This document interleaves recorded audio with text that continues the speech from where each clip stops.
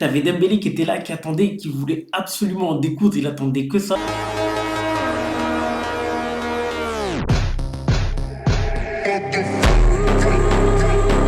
Salut les amis, j'espère que vous allez bien et que tout se passe bien pour vous. Aujourd'hui, on va parler d'un sujet dont tout le monde parle ces derniers temps, à savoir qui mérite le ballon d'or entre Lamine Yamal et Ousmane Dembélé. J'aime pas les introductions qui sont longues, donc je peux vous dire clairement, pour moi, le ballon d'or, celui qui mérite d'être ballon d'or cette saison, c'est Ousmane Dembélé. Les raisons qui me font dire que Dembélé est le favori et pour moi a l'avantage, c'est simplement parce que contrairement à Yamal, il a tout gagné. Dembélé, il a été capable de réussir là où le Barça n'a pas réussi. On va me dire que c'est pas Yamal qui est tout le Barça, mais le PSG a gagné contre l'Inter 5-0 en finale de Ligue des Champions, là où le Barça a eu beaucoup de mal à gagner contre l'Inter. La preuve, ils ont perdu la double confrontation. Et ça, c'est un point qui est ultra important. Premier point à prendre en compte. Le deuxième point, c'est que Dembélé est un joueur qui s'est complètement transformé cette saison. C'est quelqu'un qui a dû passer un palier, parce qu'on parle de Yamal qui s'est révélé, mais Dembélé a été capable de changer son jeu. Il est devenu un faux numéro 9, quelqu'un qui est capable de décrocher pour pouvoir faire des propositions de passe, un joueur qui est décisif, que ce soit par la passe, que ce soit par les buts, qui est décisif au moment où il fallait être décisif. Parce que si on prend bien, par exemple, les 9 ou je pense les 10 matchs du PSG lors de la phase finale, Dembélé a toujours été décisif, ou moins à quelques matchs près, il a toujours fait ce qu'il fallait. Il a marqué contre tout le monde, ou il a dû être décisif à un moment en faisant une passe décisive, que ce soit contre Liverpool, que ce soit contre Aston Villa, que ce soit contre Arsenal et que ce soit contre l'Inter en finale de Ligue des Champions, où même s'il ne l'a pas marqué, il a réussi à faire 2 passes décisives. Et c'est lui qui récupère le ballon pour ensuite la donner. Ça, c'est un point qui est ultra important à prendre en compte. Dembélé a porté à lui seul l'attaque du Paris Saint-Germain pendant une longue période. Avant l'éclosion totale de Désiré Doué ou encore l'arrivée de Kvaratskhelia, Dembélé était la force offensive. Même si d'autres joueurs étaient là, Dembélé est celui qui était le plus important. Le point à prendre en compte aussi, c'est que Dembélé, dans son jeu, il a mûri et je pense que le fait d'avoir moins de blessures, de pouvoir enchaîner les prestations, ça l'a beaucoup aidé parce qu'il suffit juste de regarder son comportement. Dembélé est un leader. Ça, c'est un point qu'il ne faut pas oublier. C'est un sacré leader. Et si vous ne vous trompez pas et que vous regardez comment est-ce qu'il a joué avec la finale contre l'Inter, vous vous souvenez de ce moment où défensivement, il est incroyable. Et si vous vous souvenez, à un moment, il était là en train d'attendre, comment il s'appelle, Sommer pour qu'il dégage. T'avais Dembélé qui était là, qui attendait, qui voulait absolument en découdre, il attendait que ça.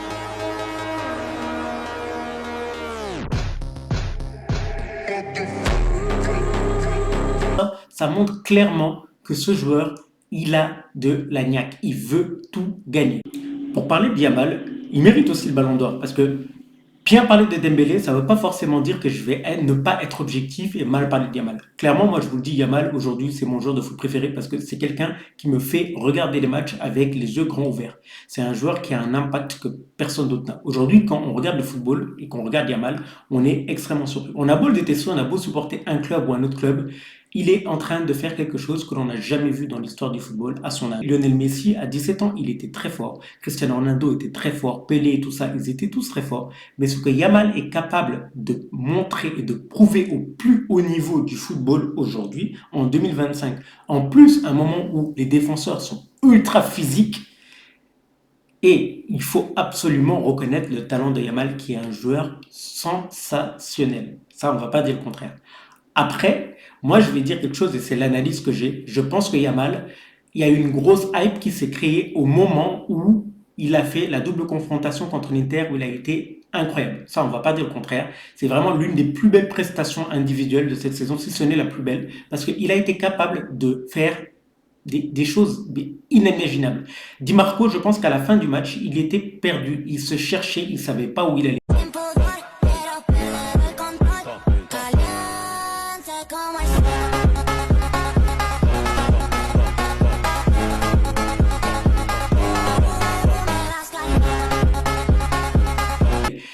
Ses adversaires directs le craignent, ses adversaires directs ont peur d'eux. Parce que si tu lui laisses l'extérieur, il va entrer dans l'intérieur, il va enrouler avec son pied gauche qui est incroyable. Et sinon, vous lui laissez l'extérieur, il va faire un centre où il va trouver un de ses coéquipiers.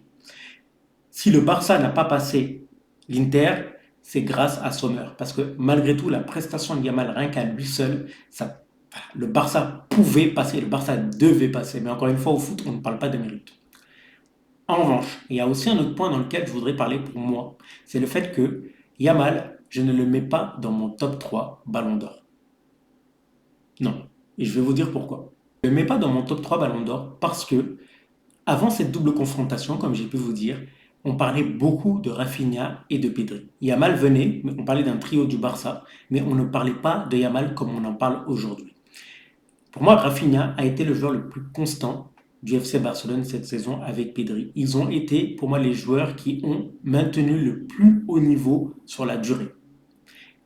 Rafinha a été capable de porter le Barça quand le Barça était même en difficulté. Il a été capable de marquer des buts qui ont été très importants, que ce soit les fins de match en Liga contre le Celta Vigo ou je ne sais plus qui, le fait qu'il ait marqué aussi son dernier but contre, comment il s'appelle, Benfica. En fait, il y a des moments historiques dont on se souvient. Et ça, il ne faut pas l'oublier. Et être objectif, le fait de dire que Rafinha et Pedri, pour moi et à mon sens, méritent d'être plus devant, d'être plus mis en avant que Yamal. Yamal, encore une fois, c'est qu'il met des buts dont tout le monde se souvient. Il fait des actions dont tout le monde se souvient. Parce qu'on a les yeux grands ouverts, on se dit waouh. Et le fait aussi qu'il ait 17 ans, je pense que ça joue aussi sur la hype qu'on a sur ce joueur. Moi, le premier, parce que je vais vous le dire, j'avais des groupes avec des amis, on parle de football, et pendant plusieurs moments, je peux même ressortir les messages où je disais non mais Yamal c'est le ballon d'or, Yamal, etc. Mais avec le recul, on comprend qu'il y a des joueurs qui ont été devant lui cette saison, si on prend l'entièreté de la saison. On ne va pas juger la saison d'un joueur sur 2, 3 mois.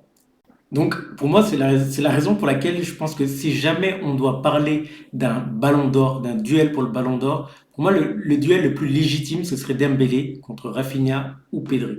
Après, encore une fois, c'est mon avis et c'est mon interprétation de la saison et de ce qui devrait se faire.